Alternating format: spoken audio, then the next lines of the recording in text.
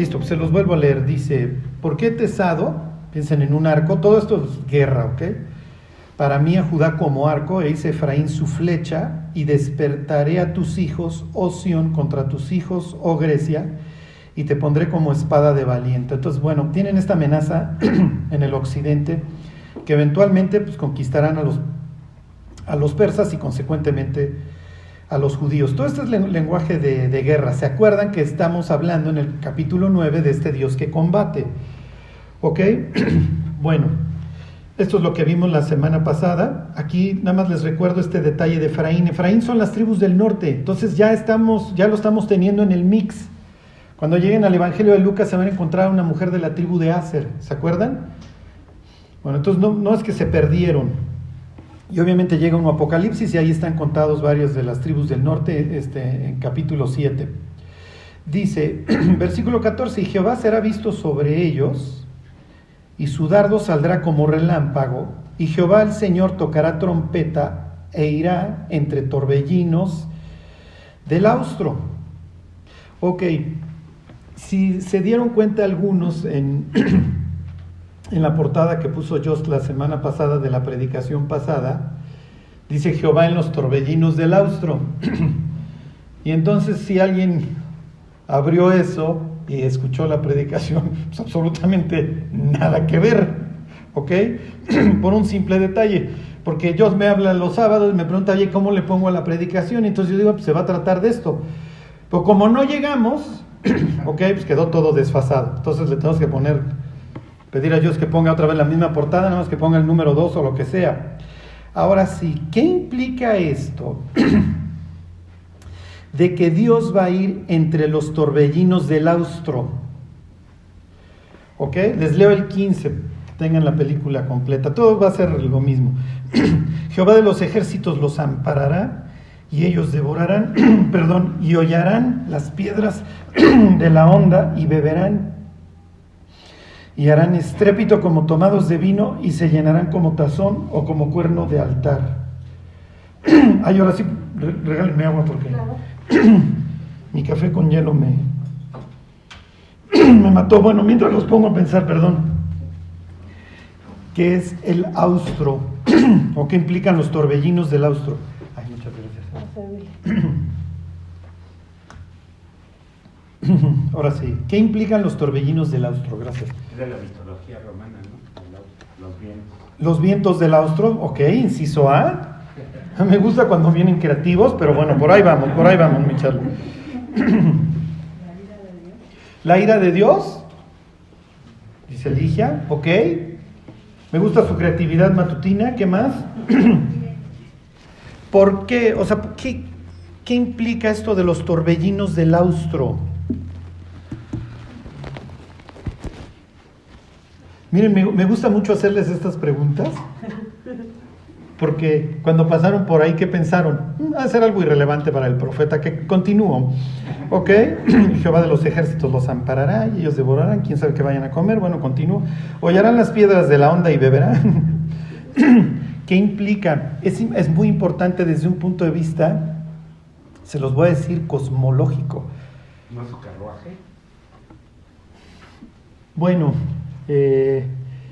sí tendría que ver, tiene que ver con esto de la guerra, pero ¿por qué? ¿Les suena Australia o Austria? ¿A qué se refiere austro? Al occidente. No.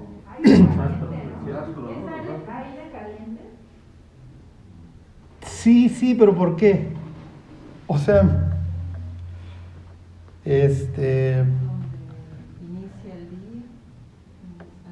bueno, ya van por ahí, ¿ok? Ya me están hablando de los puntos cardinales. ¿Cuál es el austro?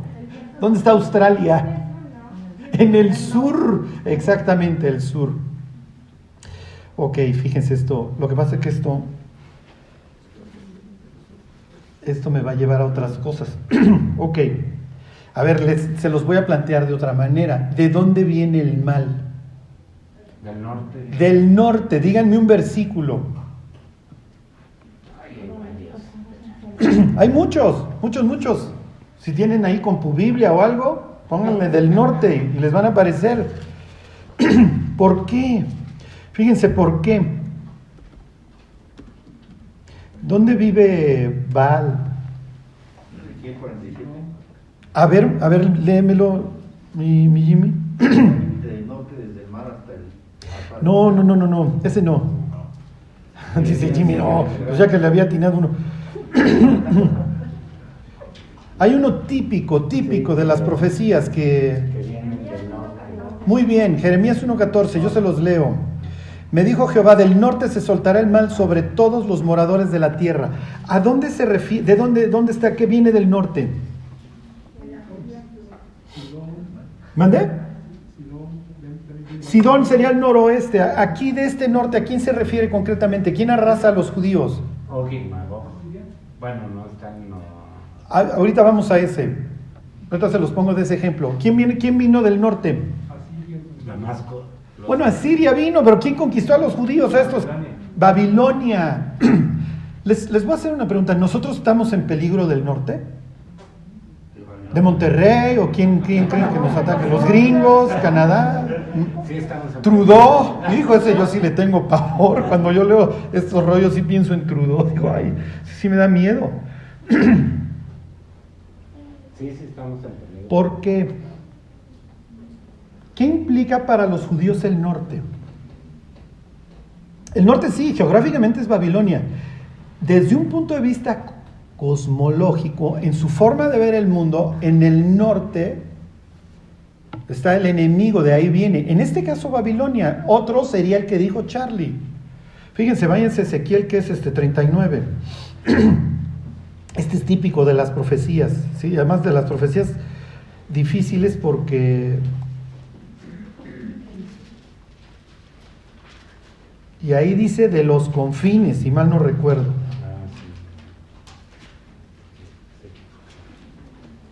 O sea, de lo más remoto. Miren, aquí tengo mi super. Miren. Ajá. Debe subir de las partes del norte. Les leo 38:6, ahí están. Y ahorita que ya vemos el norte, pues ¿quién va a venir del sur? ¿Quién viene de Chiapas en nuestro caso? Ok, no es el subcomandante Marcos. Fíjense, dice 38:6, Gomer y todas sus tropas, la casa de Togarma, de los confines del norte. Y todas sus tropas, muchos pueblos contigo. Entonces, miren, el Evangelio según Henry Kissinger son los rusos, porque hay que justificar la Guerra Fría. Obviamente es arrancar un versículo de la Biblia y sacarlo del cráneo de estos hombres y meterlo. Para ellos, acuérdense, para los judíos tienen tres cosas que pudrieron el mundo: la caída, Génesis 3, el descenso de los ángeles, Génesis 6, y Babel, Génesis 11. Babel es el arquetipo del mal. ¿Ok? Es el nadir, es lo peor que hay. Fíjense, 38:15. Vendrás de tu lugar, ¿de dónde? De las regiones del norte. ¿Ok? Fuchi el norte, tú y muchos pueblos contigo, todos ellos a caballo, gran multitud y poderoso ejército, van a ir a rodear la ciudad amada. 39:2. Y te quebrantaré y te conduciré y te haré subir de las partes del norte y te traeré sobre los montes de Israel, y etcétera, etcétera. Ok, es el norte, Jeremías 1:14, muy bien, toda esta idea de Babilonia. Dios ve hoy el norte desde un punto de vista cósmico como malo, sí, por eso le ordena a la iglesia en Apocalipsis 18 que salga ¿de dónde? De Babilonia. ¿Ok? Entonces espiritualmente el norte es malo. ¿Ok? Y vuelvo a los puntos cardenales. Aquí sería el norte para nosotros, de aquí, a mis espaldas. ¿Ok? Para allá es el oriente. Los judíos hasta la fecha, el oriente es Yamín, la derecha. Y nosotros seguimos eso mismo. Este es mi qué. Mi derecha, o cómo se dice, mi diestra. ¿Y esta? Mi siniestra. Y esto lo utilizamos para hablar del mal. Entonces, en una orientación, ok, en donde estoy dejando el oriente, a mis, en donde, espérenme, ¿hacia dónde? Aquí está el norte, ¿ok? El oriente para allá. El oriente es donde lo que yo abandono, ¿ok? Entonces yo le doy la espalda al oriente, ¿sí? Entonces mi derecha, ¿a dónde apunta? Uh-huh. El futuro al occidente y lo malo, exacto, esta es mi siniestra, esta es su forma de ver la vida. Los latinos también lo ven, por eso ellos dicen estás desorientado. Ok, porque me oriento, ok, ahí está mi pasado, aquí está mi futuro, ok. Mi derecha es lo bueno, es el sur, y mi siniestra, el norte, lo malo, ok. Por eso dice la Biblia que Dios viene ¿de dónde? Ustedes no van a leer en la Biblia que Dios viene del norte, porque del norte viene el mal, ok. Dios viene del sur, ¿sí se entiende? ¿Ok? Bueno, entonces por eso dice Zacarías, fíjense, por eso me quise detener en esta idea de que Dios viene en los torbellinos del austro del sur, para hacerles el comercial que espiritualmente el norte es malo, el norte se asocia con Babilonia, y Apocalipsis todo el tiempo, ha caído Babilonia, que se goza el cielo porque cayó Babilonia. ¿Y qué rollo con Babilonia? O sea, ¿te estás refiriendo a Irak y qué bueno que lo fueron a bombardear? Ellos dirían no. El sistema maléfico, la maldad brota de ahí y la idea es que va permeando hacia abajo. Y los judíos tienen que mantener bien sus fronteras. No se debe de filtrar toda esa maldad. Ok, pero acuérdense que cuando uno llega a Apocalipsis ya explotó. O sea, no cae solamente granizo y fuego sobre Egipto, cae sobre todo el mundo. Babilonia no es un sitio localizado ahí en Irak, es todo el sistema mundial malo. Díganme algo que se asociaría hoy con Babilonia. El mundo, ¿no? El mundo, díganme otra cosa. Las comunicaciones, el arte. El arte, Netflix, YouTube, lo que ustedes quieran. Te indoctrino. ¿Y espiritualmente de dónde viene? De un lugar siniestro. ¿Cómo arranca este capítulo 9 de Zacarías? ¿De qué fronteras me habla? De las del norte, Tiro, Sidón, Hamat, las del noreste y las del noroeste. Hay que mantenerlas. Bueno, entonces Dios, qué padre, qué bueno que les hablaste a ellos de eso, pero no tiene nada que ver con mi vida. Y Dios diría, no tiene nada que ver con tu vida si no entiendes qué símbolos estoy empleando. Pero si tú entiendes la simbología, que Babilonia en tu época ya es global y tú tienes el norte encima, no es que tengas una frontera física, ¿ok? Tus fronteras son acá y entonces tienes que guardar tu mente y tu corazón, porque si no entra lo siniestro y empiezas a ver el mundo, ¿ok? Y tu vida con esta cosmovisión, con la cosmovisión siniestra. Por eso dice la Biblia que en los últimos tiempos, dice, el engaño va a ser tan fuerte que aún los escogidos, si me explico, van a caer porque es maestro, ¿cómo les diré? Es increíble. ¿Cómo se pudre Israel? Bueno, pues de la misma forma en la que nos pudrimos nosotros, la frontera se vuelve porosa y entonces empiezo a permitir, y el norte, por decirlo así, me arrasa. ¿Ok? Bueno, a ver, váyanse pues ¿qué será bueno? A ver,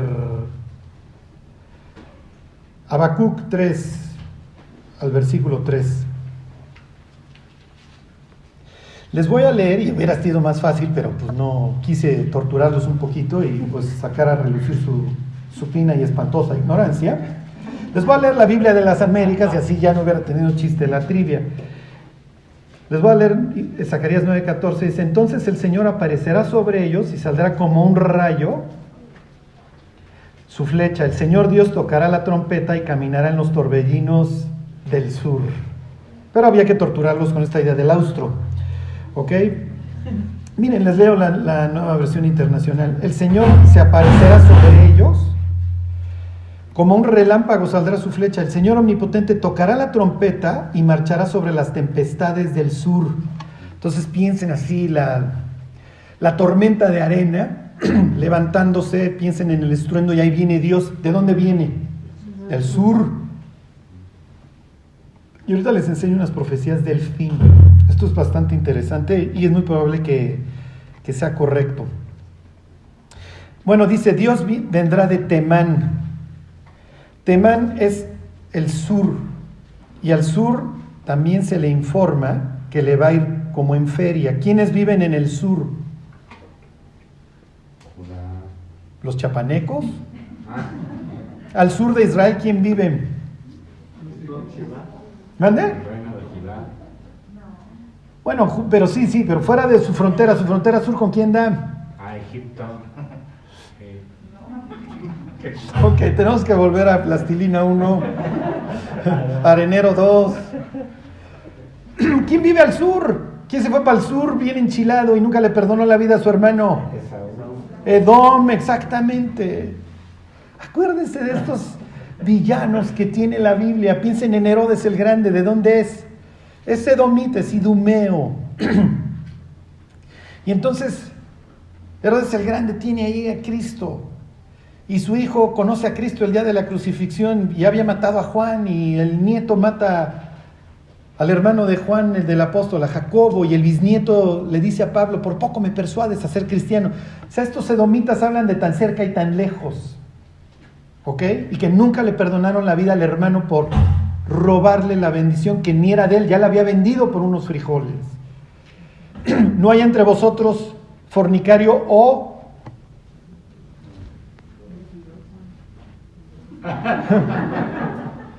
profano como Esaú, que por un plato de frijoles vendió su primogenitura. Es el que le vale Dios. O sea, al fin me voy a morir, es lo que le dice a Jacob. ¿Para qué quiero la bendición? Si Dios tiene planes o no, para mí no me importa. Es el incrédulo, es el modelo del incrédulo que le importa un comino su alma. Si es lo más precioso o no que tiene, no le interesa. Y siempre tuvo esta enemistad, y es lo que Dios le dice a los edomitas. Ustedes siempre le guardaron rencor a su hermano. O sea, ni pichan, ni cachan, ni dejan batear. Y lo malo que cuando viene la conquista, estos tipos se dedicaban a matar a los que huían y al pillaje. Por eso todas estas profecías. Hay un libro dedicado contra los edomitas. ¿Alguien sabría cuál es? ¿Les recomiendo un libro? Abdías. Bueno, fíjense, Dios vendrá de Temán, esta ciudad del sur, ¿ok? Y el santo desde el monte de Parán. Esto es ahí cerca del Sinaí. Su gloria cubrió los cielos y la tierra se llenó de su alabanza. Y el resplandor fue como la luz, ahí están, en Habacuc 3:4, rayos brillantes salían de su mano y allí estaba escondido su poder. Delante de su rostro iba mortandad y a sus pies salían carbones encendidos. Se levantó, midió la tierra, miró e hizo temblar las gentes. Los montes antiguos fueron desmenuzados. Los collados antiguos se humillaron, sus caminos son eternos. Entonces acuérdense que muchas veces monte implica gobiernos o reyes. Está presentando este Dios que combate, viene del sur, va aplastando todo a su paso, entre ellos esta ciudad de los temanitas, etcétera. Pone quietos a todos. Del sur viene, no del norte obviamente, y entonces viene a establecerse en su trono. ¿Sí se entiende? Es lo que nosotros esperamos. Charlie, ¿por qué dice entonces Apocalipsis 19 que se abre el cielo? ¿Por qué dice Mateo 24 que Dios va a venir en una nube y lo vamos a ver descendiendo? Ahorita les explico. Es muy interesante, ¿eh? Y algunos pensarán, pues para ti, Charlie, yo no entiendo nada, pero 33, Deuteronomio 33:1. Solo quiero que tengan, para cuando ustedes vayan leyendo la Biblia, sur, oriente, norte, occidente, ¿qué está implicando? ¿Por qué tiene el tabernáculo su orientación hacia el este? ¿Por qué la puerta apunta para allá? ¿Por qué muere Jesús a espaldas del templo? ¿Me está diciendo algo? Sí. Sí me está diciendo algo. ¿Okay? Número uno, está muriendo, Dios le está dando la espalda, pero también le está dando un futuro a la humanidad. Acuérdense que el occidente para ellos es el futuro. Entonces, aquí está tu futuro. ¿Sí se entiende? Entonces, si traes una dirección de allá, porque la humanidad hacia dónde se fue, al oriente. Entonces, si tú vienes de acá, ahí está tu futuro. Dios te está abriendo los brazos. ¿Sí se entiende? Ok, ahí está en Deuteronomio 33.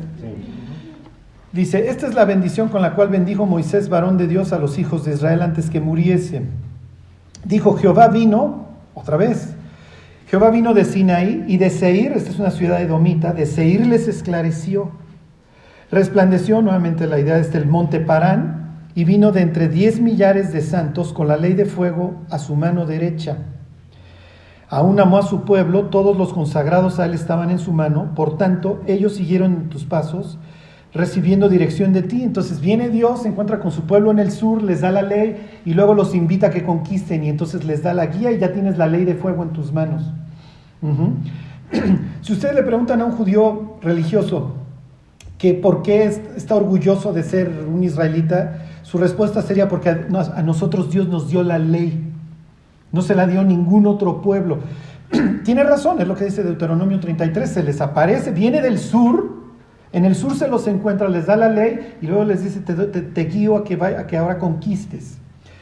Ya te saqué del abismo, el mar, te invité a que subas a una vida más alta, comunión conmigo, te doy la ley, vienen mis millares de santos, es el consejo, si así lo quieren ver, viene Dios con seres celestiales, les entrega la ley y luego se topan con un río. Dios detiene el río, este obstáculo, nuevamente el caos para que crucen y conquisten. ¿Ok? Nuevamente esta idea de que Dios viene del sur. A ver, váyanse a la derecha, Jueces 5:3. Y ahorita les termino de explicar todo esto. De hecho, esto, les voy a adelantar algo de Apocalipsis 12.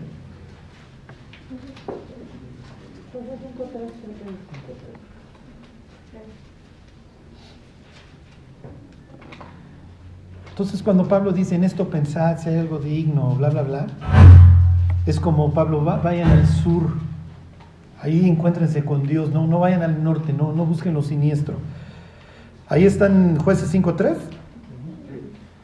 Dice, oíd reyes, escuchado príncipes, yo cantaré a Jehová, cantaré salmos a Jehová, el Dios de Israel. Cuando saliste de Seir, nuevamente, oh Jehová, cuando te marchaste de los campos de Edom, la tierra tembló y los cielos destilaron, y las nubes gotearon aguas. Los montes temblaron delante de Jehová. Misma idea que estamos leyendo en Zacarías. Aquel Sinaí delante de Jehová, Dios de Israel.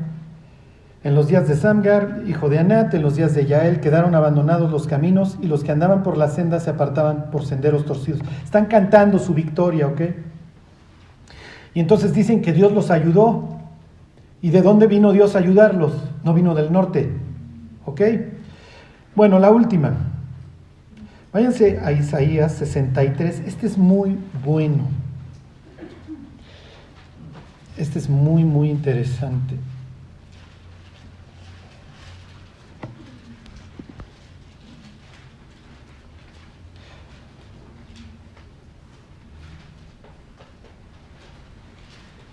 Y les voy a decir cómo lo han interpretado unas personas. No sé si ustedes sepan, pero ahí en el Petra y todo esto, ahí al sureste, en lo que hoy es ahí Jordania, y en toda esa zona, han ido a poner Biblias y videos y dejan los DVDs y esos ciertos cristianos. Es bastante inútil, porque los que van a llegar, en teoría conocen a Dios, o sea, no necesitan llegar y, ay, mira una Biblia. Ahorita se los explico. Fíjense, 63:1, misma idea de todos los que venimos viendo. ¿Quién es este que viene de Edom, de Bosra, ciudad edomita, con vestidos rojos? Este hermoso en su vestido que marcha en la grandeza de su poder. Yo, el que hablo en justicia, grande para salvar. Y le pregunta el profeta, ¿por qué es rojo tu vestido y tus ropas como del que ha pisado lagar? He pisado yo solo el lagar y de los pueblos nadie había conmigo. Lo pisé con mi ira y los hollé con mi furor, y su sangre salpicó mis vestidos, manché todas mis ropas, porque el día de la venganza está en mi corazón y el año de mis redimidos ha llegado. Ok, esto es bastante extraño y bastante interesante. Dice, se los leo hasta el 6, el 5, y miré y no había quien ayudara, me maravillé que no hubiera quien sustentase, y me salvó mi brazo y me sostuvo mi ira. Y con mi ira hollé los pueblos y los embriagué en mi furor, y derramé en tierra su sangre. Está clarísimo, ¿no? Desde que menciona Edom, Bosra, y luego pues aparece ahí como que estuvo pisando las uvas, entonces está todo ensangrentado. Y entonces le preguntan, oye, ¿por qué está rojo? Pues es que me puse a pisar el lagar, no había nadie que me ayudara, yo solito lo hice. Versículo 6, con mira pisoteé los pueblos, los embriagué en mi furor y derramé en tierra su sangre. Aparte muy alentador, ¿no? ¿De qué está hablando? El uno ya lo entenderían. ¿Quién es este que viene de Edom? Eso ya, ok, ¿por qué? Porque Dios viene del sur. Lo que sigue de ahí ya no lo entiendo, porque está todo ensangrentado. Miren, vayan a, ¿qué es Daniel 11, y ya les termino toda esta idea ahorita.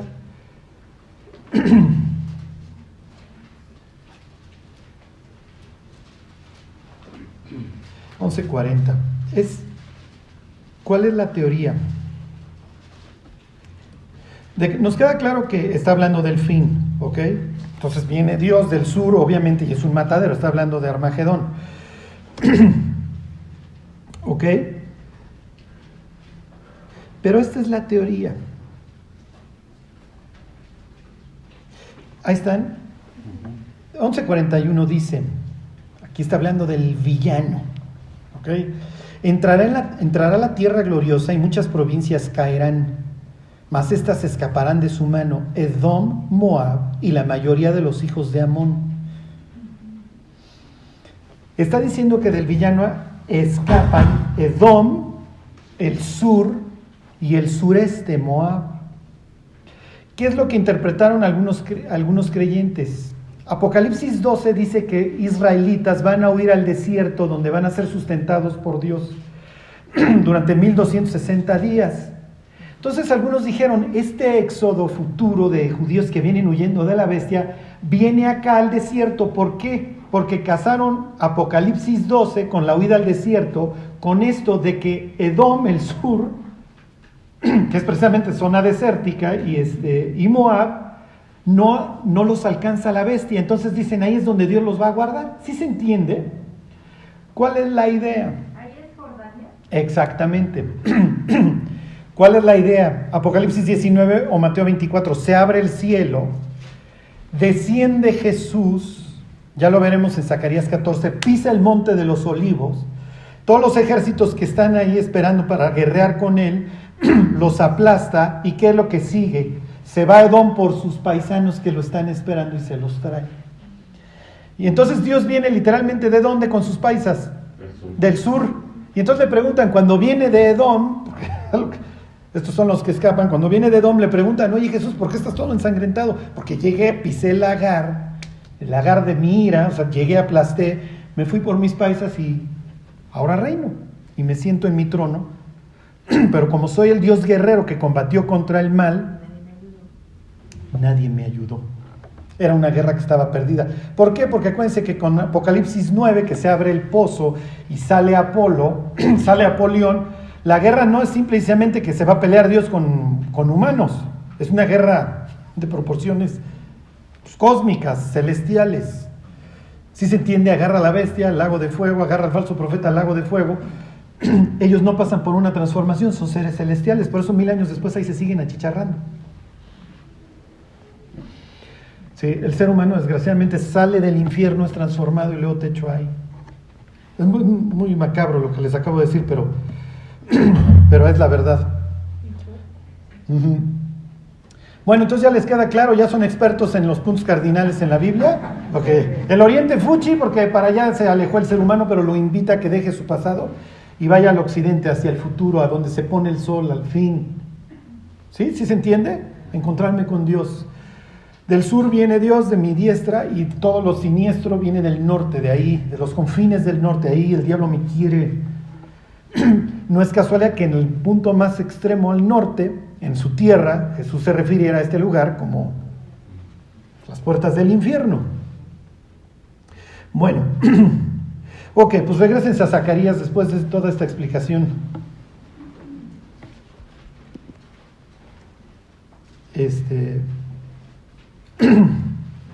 del austro. Ok, entonces como viene Dios que nos va a salvar desde el sur, vienen todos estos conceptos, se los vuelvo a leer del 15, de que Dios nos va a cuidar, nosotros vamos a devorar a los ejércitos que nos intentaron matar. Se los vuelvo a leer, 9:15, dice, Jehová de los ejércitos los amparará, ya vino del sur Dios, y ellos devorarán y hollarán las piedras de la honda y beberán y harán estrépito como tomados de vino, o sea, piensa un borracho violento, pero en este caso en buen sentido, y se llenarán como tazón o como cuernos del altar. Y los salvará, ¿cuándo? Este es típico, en aquel día, ¿ok? Se refiere al día que nos reencontremos, que gobernemos con Cristo en la tierra. Y los salvará en aquel día Jehová su Dios como rebaño de su pueblo, porque como piedras de diadema serán enaltecidos en su tierra. Acuérdense que una de las formas de referirse Dios a su pueblo es segulá, es mi tesoro. Entonces nuevamente este concepto de que eres una piedra preciosa para mí. Porque cuánto a su bondad y cuánta a su hermosura. El trigo alegrará a los jóvenes, no hay escasez, al contrario, y el vino a las doncellas. ¿Se acuerdan este concepto del vino? Cuando venga el Mesías, los torrentes de vino. Entonces, ¿cuál es su milagro de Jesús en Caná? Convierte el agua en vino. Bueno, aquí viene algo muy importante. Así como les expliqué el sur, que tiene que ver y cómo va permeando muchas ideas en la Biblia, les voy a explicar esta idea del rebaño. Fíjense, se los voy a empezar a explicar. Váyanse a Lucas 19 con esto. Esta idea del rebaño o del pastor va a ir nuevamente llenando pasajes y pasajes de la Biblia. Pero primero les voy a poner este ejemplo. Primero les pongo este ejemplo. Ok, Jesús va camino a su muerte, ok, no es un... No. Para que tengan el contexto. Dice, habiendo entrado Jesús en Jericó, entonces viene de Galilea, va camino a Jerusalén, dice, iba pasando por la ciudad. Les hago un paréntesis, Jericó es un sitio para los ricos de veraneo, es un lugar precioso, Sí. Además muy sano, por debajo del nivel del mar. Y los saduceos tienen ahí sus casas de veraneo, los saduceos les va muy bien, acuérdense, los saduceos son los sacerdotes, la clase sacerdotal. Por eso cuando Jesús cuenta la parábola del buen samaritano, tienen gentes que van y vienen es un sitio, pues sí, muy peligroso, pues, puro desierto, se presta para las cavernas, se presta para el asalto. Si alguna vez alguien ha ido por la Rumorosa, igualito, ¿ok? Es el camino que va hacia Jerusalén, ¿ok? No directo si vienes del norte, pero por ahí pasaban porque no pasaban por Samaria. ¿Se acuerdan? Alucinan a los samaritanos y su tierra. Entonces, los pongo en este contexto que los sacerdotes están muy, ¿ok? Porque ya se pusieron de acuerdo para matar a Jesús. Lázaro ya resucitó para estos momentos, ¿ok?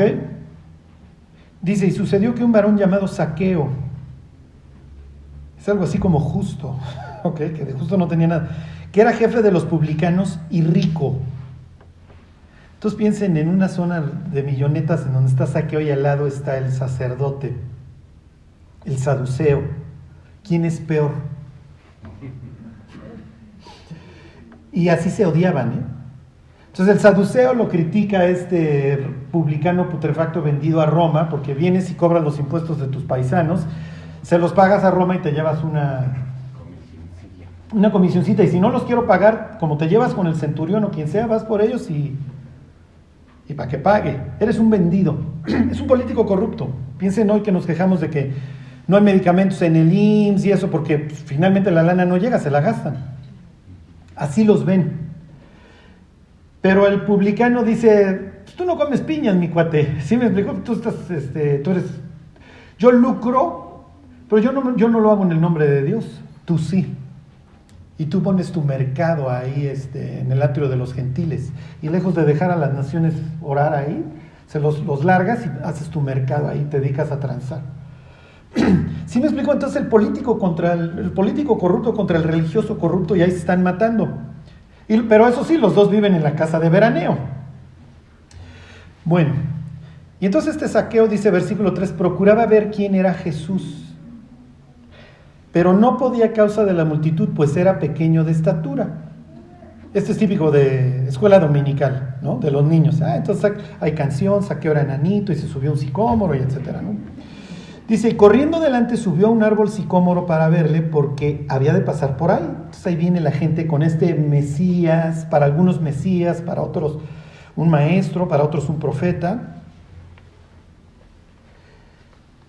Y dice, versículo 5, cuando Jesús llegó a aquel lugar, mirando hacia arriba le vio y le dijo, Zaqueo, date prisa, desciende, porque hoy es necesario que yo pose en tu casa. Entonces no se llevan.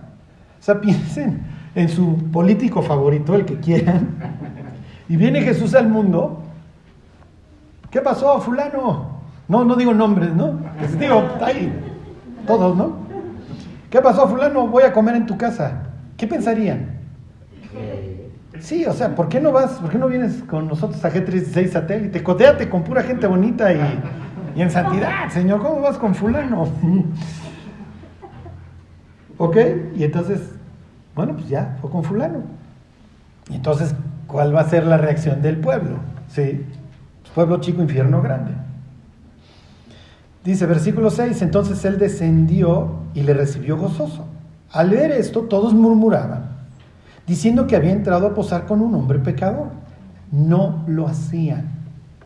Nosotros somos cosmopolitas, nosotros somos de una ciudad gigantesca. ¿Con quién comes? Es bastante irrelevante. Para ellos no. Pueblo chico, infierno grande, ¿por qué comes con esa persona? O sea, además, si tú fueras profeta, tú sabes con quién estás tratando, tú no lo debes de hacer. Entonces todo el mundo, ¿ok? Entonces, esto en un ambiente saduceo.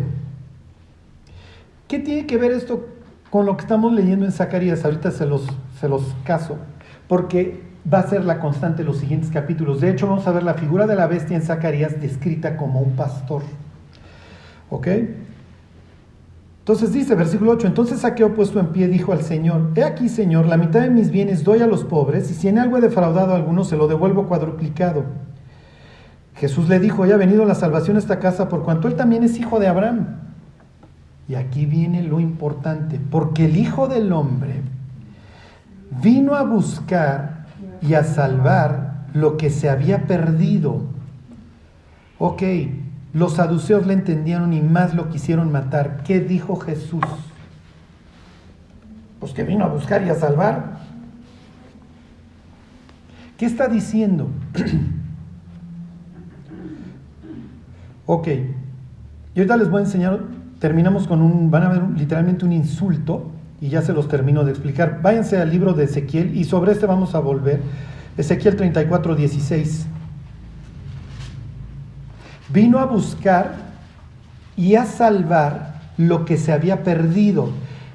Ya les dije, o sea, está usando lenguaje ¿de qué? Lenguaje pastoril. ¿Ok? A las autoridades, entre comillas, religiosas, vamos a decir espirituales, se les llamaba pastores. Eso, Jeremías 23, luego lo vemos. ¿Ok?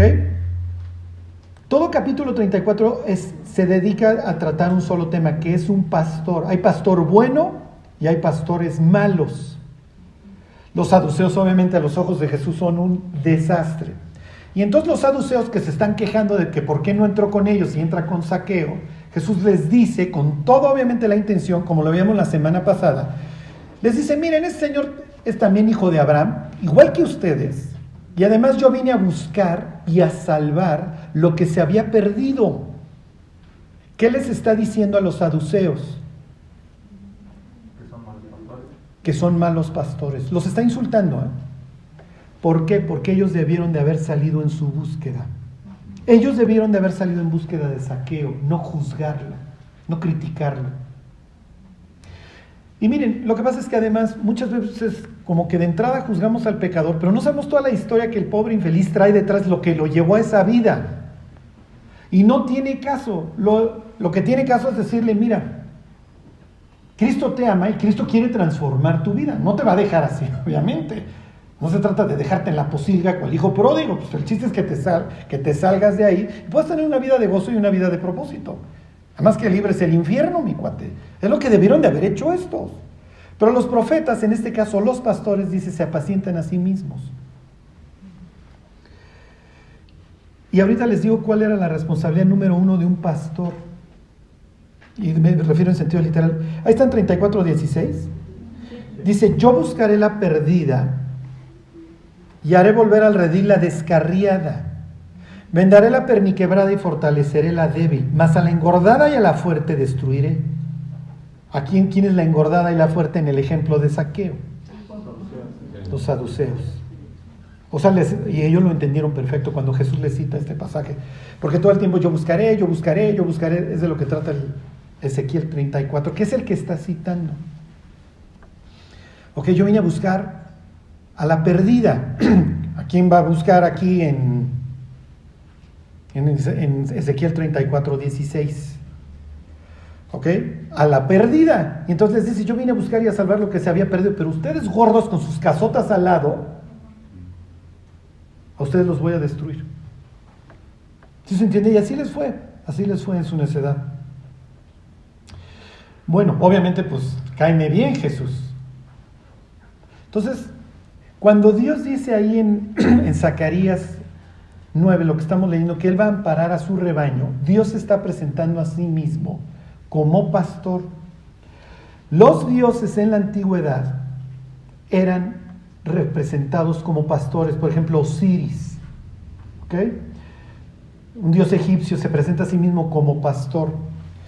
Dios mismo, Salmo 80, oh pastor de Israel, ¿ok? Piensen en el salmo más famoso, Jehová es mi pastor. Y entonces habla de Dios como su pastor, es una oveja presumiéndole a la de al lado. Mira, Dios es mi pastor, nada me faltará, en lugares de delicados pastos me hará descansar. La palabra confortará es shub, regresará, me lleva al arrepentimiento, si se entiende. Si me pierdo, regresará mi alma. ¿Ok? Aunque ande en valle de sombra de muerte, no temeré porque tú estarás conmigo. Y además, tú estás preparando todo un banquete para mí, aún en presencia de mis angustiadores. Y detrás de mí yo sé que tengo una retaguardia que es el bien y la misericordia. Y luego en tu casa, cuando termine este peregrinar, moraré en tu casa por largos días. ¿Sí se entiende?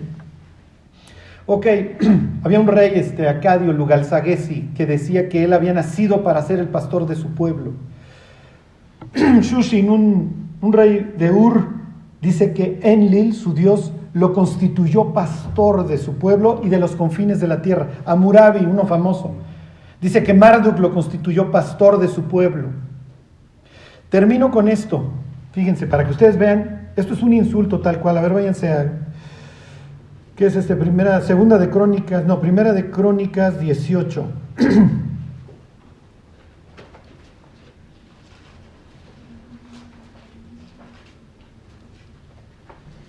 ¿Dónde estoy? Piensen, ¿quién es el modelo de un rey? David. ¿Y David era? Piensen en el modelo de profeta. ¿Quién es el máximo que hablaba cara a cara con él? Moisés. ¿Y Moisés era? 40 años. 40 años. Entonces nuevamente tienen esta idea, ¿sí? El modelo es un pastor. ¿Cuál es la responsabilidad número 1 de un pastor? Cuidarlas. Les voy a decir una cita de Plinio el Antiguo, más o menos decía: las reses son para una buena dieta del humano, del hombre. Las ovejas para su cuerpo. La siguiente vez que ustedes entren a Zara o a la tienda de ropa de su elección, piense una oveja ahí arriba. Para los antiguos, en vez de ir a Zara, vas con un pastor o el dueño de un ganadero, y entonces te vende la lana y te vistes. ¿Sí se entiende? Las ovejas te dan básicamente Bueno, te dan varias cosas, pero básicamente 3. Número 1, la ropa. ¿Ok? Entonces Sara, para ellos es copito de nieve. ¿Ok? Número 2, leche. Y número 3, te mantienen los terrenos. Eso ya, cuando regresemos a Ezequiel 34, se los enseño. Sus patitas, cuando hay buenos pastores, hacen que vayan oreando las tierras. Entonces ayudan para la agricultura. ¿Ok? La labor de un pastor entonces es mantenerlas con vida. ¿Para qué? Para que estén dando ropa y leche. ¿Qué pasa si un pastor le encargan 10 ovejas y organiza la barbacoa con sus cuates? O sea, se acabó la fábrica de ropa, cerró Sara. Pero las ovejas tienen una serie de características que hace que se mueran. Y entonces pierdes azar, cierras tu tienda. Son nerviosas, obviamente las fieras, las enfermedades. Entonces el pastor la tiene que hacer ahí de casi de psicólogo con sus ovejas. Acostarla ahí en su sillón y cuéntame, copito, ¿cómo van las cosas? No, te tengo que apacentar, te tengo que llevar a lugares de delicados pastos, junto a aguas de reposo, en los ríos que corren rápido, no beben porque tienen miedo a ahogarse. ¿Ok? Y piensen, un lince en el desierto, pues tiene sus garras, tiene su agilidad, el león, el oso, estas no tienen absolutamente nada para ser agresivas, pero sí lo son entre ellas. Entonces el pastor tiene que ser diligente en andar separando a las agresivas de las que no lo son, porque le generas nervio a copito, que es buena onda, ¿sí? Entonces el rey tiene que ser justo y entonces ayudar a quienes. Cuando la siguiente vez que ustedes lean en la Biblia que Dios sustenta a la viuda, que Dios cuida del huérfano, Dios se está presentando a sí mismo como un pastor que cuida de la débil, de la perniquebrada. Todo esto es en lo que hay en su imagen. Y fíjense cómo cobra vida en los textos, ¿sí? Cuando te metes en el cerebro de ellos. Bueno, Micaías, ¿se acuerdan? Están Acab y Josafat decidiendo si van o no a la guerra, y entonces pues ahí están todos los pastores falsos, todos los profetas falsos del Acab, y todos, sí, sube a Ramón de Galad, y con estos cuernos acornearás, hasta que Josafat le dice, oye, ¿no tienes un pastor, un profeta verdadero? Sí, está Micaías, pero siempre me dice cosas que no quiero escuchar. Bueno, pues tráiganselo. Y entonces Micaías dice, pues mira, yo vi a todo el consejo divino, mi cuate reunido, y andan planeando cómo te mueres.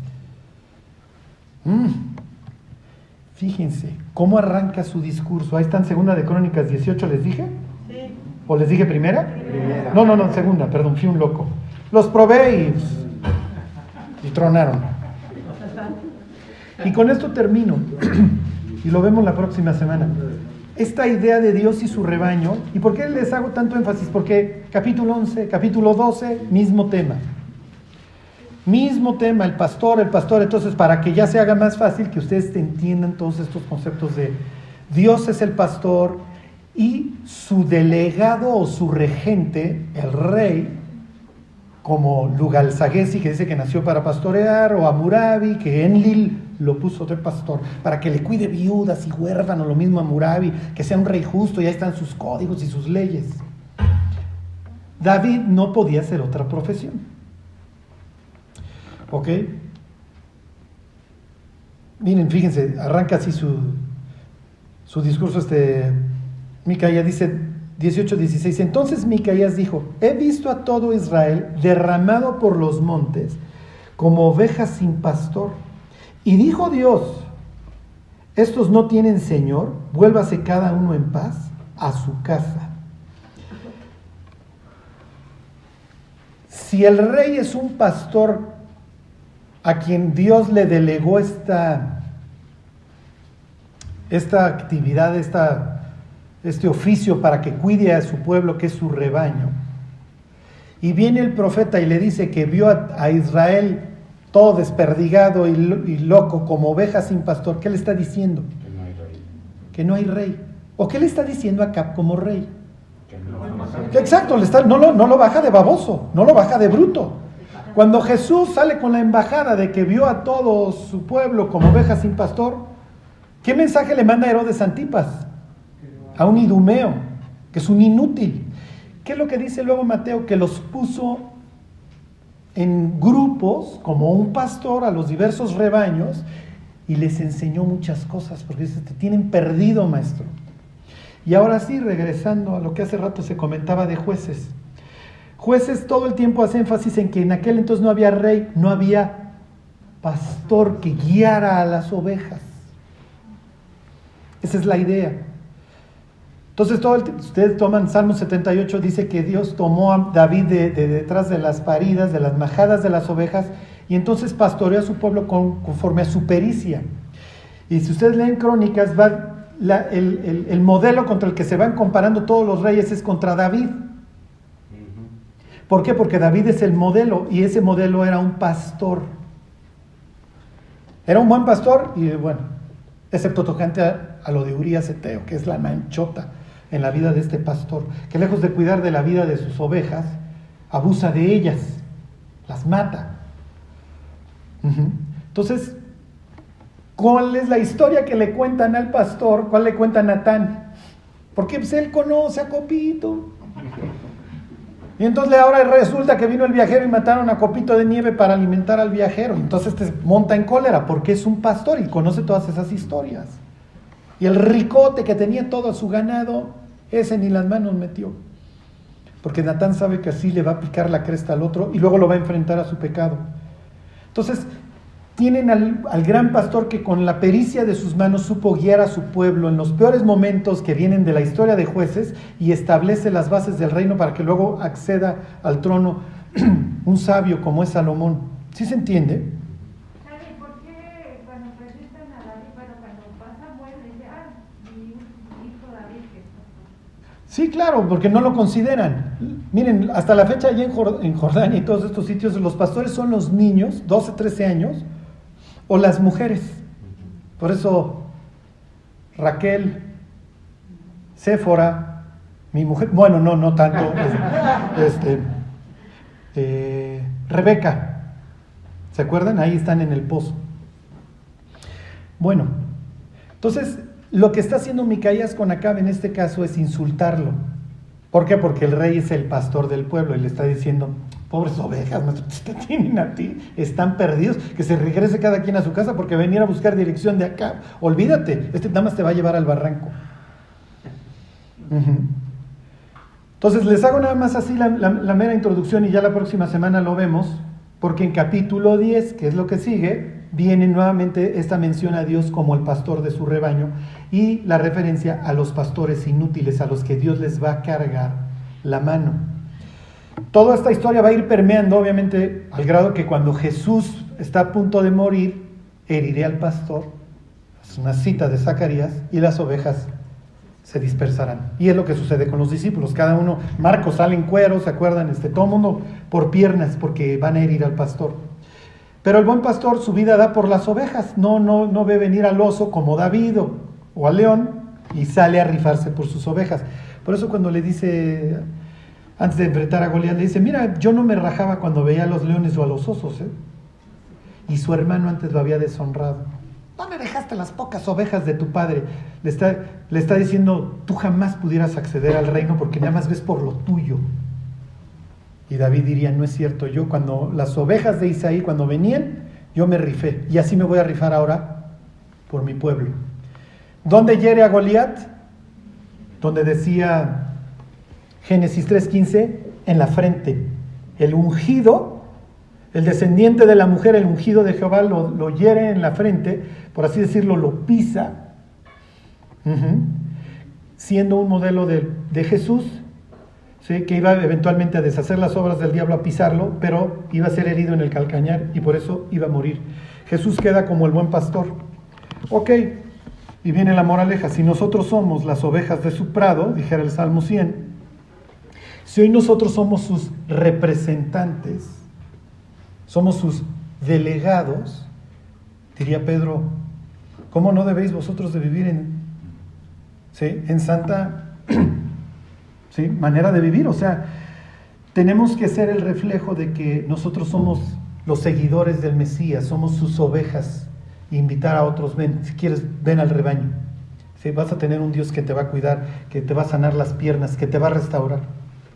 porque la otra opción es ir al matadero y que el mal pastor te guíe al infierno.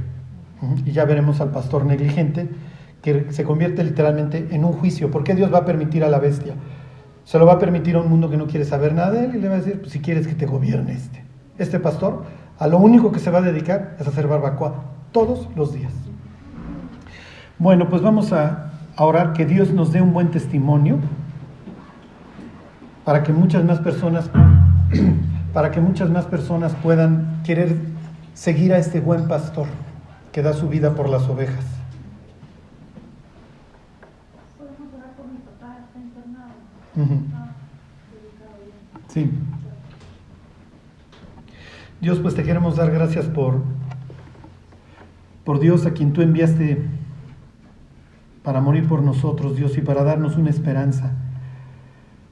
Dios, mientras nos reunimos contigo, ayúdanos, Señor, a poder reflejar que tú eres nuestro pastor, Dios, y que tú nos guías por delicados pastos, Dios, que tú traes paz a nuestra vida, que tú te dedicas a apacentarnos, Dios.